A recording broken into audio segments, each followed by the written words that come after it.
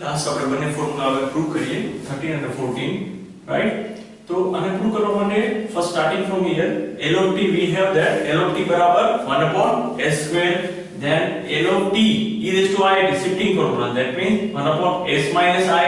n of square લખી શકાય આ રીતે why should we add e raised to I t because L t e raised to I t that means cos a t plus I sin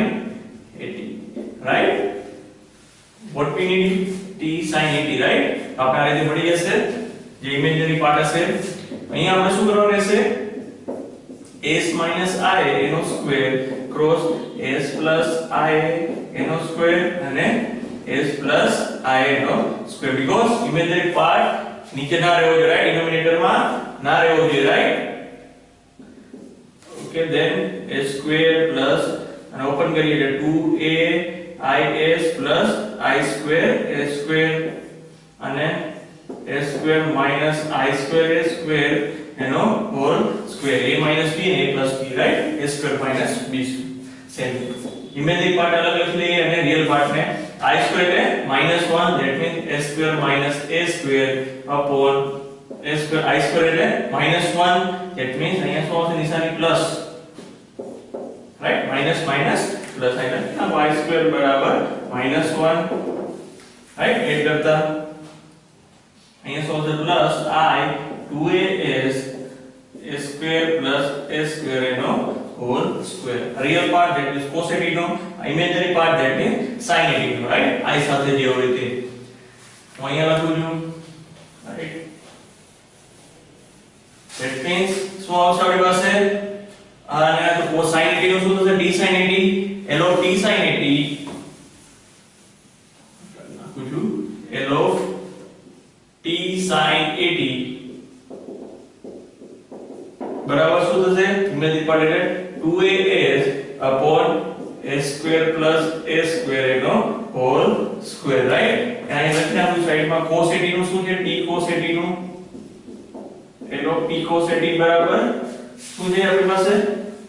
a square minus a square અને a square plus a square એનો whole square remove કરી નાખવાનું temporary હવે જોઈએ આપણે a inverse એટલે એ આ side જશે t sin a t right 2a આ સાઈડ આવવા દે 1 upon 2a a inverse s upon a square plus a square એનો whole square which is required answer right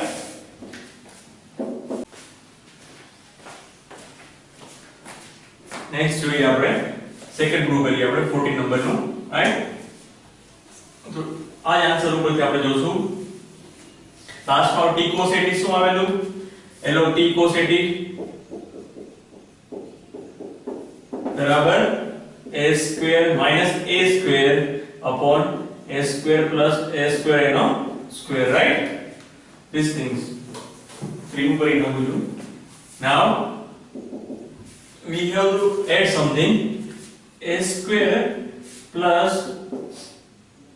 a square minus 2a square તો આ રીતે લખી શકો minus a square ને minus 2a square plus a square that means minus a square why શું કામ આપણે કરીએ because જ્યારે આપણે a ઇન્વર્સ કરીએ ત્યારે આનો કોઈ ફોર્મ્યુલા નથી આપણી પાસે right a square plus a square એનો સ્ક્વેર નીચેનું as it is બંને અલગ કરી નાખીએ a square plus a square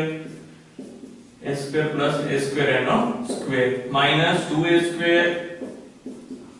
a square plus a square એનો સ્ક્વેર બંનેને અલગ લખીએ રાઈટ આ કેન્સલ થશે અને આપણી પાસે રહેશે 1 upon a square plus a square minus 2a square s square plus a square એનો સ્ક્વેર રાઈટ આ સાઈડ તો છે l t cos a t અહીંયા લખું છું રિમૂવ કરી નાખું એટલું રાઈટ હવે આપણે ઇન્વર્સ કરીએ that means શું થશે અહીંયા l અહીંયા inverse right l inverse 1 upon a square plus a square and minus l inverse 2a square s square plus a square and whole square right same to same લખેલું 1 મિલી નો સવાલ આપણી પાસે છે શું છે 1 upon a sin